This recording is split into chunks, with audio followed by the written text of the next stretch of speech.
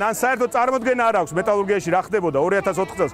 როგორ დაუბრუნეს სახელმწიფოს 2004 წელს 96% იმ ქარხნის, რომელიც უკვე გაძარცული იყო შევარდნაძის პირობებში და შემდეგ მეორე წელზე სააკაშვილმა აიღო და აჩუქა ვიღაცეებს. ამიტომ დაიმახსოვრეთ რომ ჩვენი ფუძე არის მეტალურგია. რუსთავი აშენდა მეტალურგიის ხარჯზე.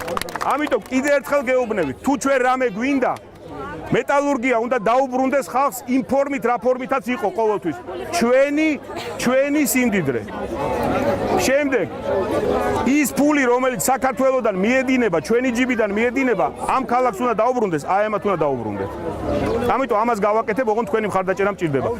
ამ უზდელ პატარა ბავშვებს ასწავლეთ თუ შეიძლება ძილობა და მე მივცემ განათლებას ხვალ იმდენს, რომ ეცოდინება მართლა რა მოხდა ვარდების რევოლუციაში, მართლა ვინ მოიყვანა და ვინ რა გააკეთა. კარგით? მადლობა. ჩემი ლამაზი გოგო, ვინ არის ეს? რა ქვია შენი? აი მე. კიდე რა გუნდა?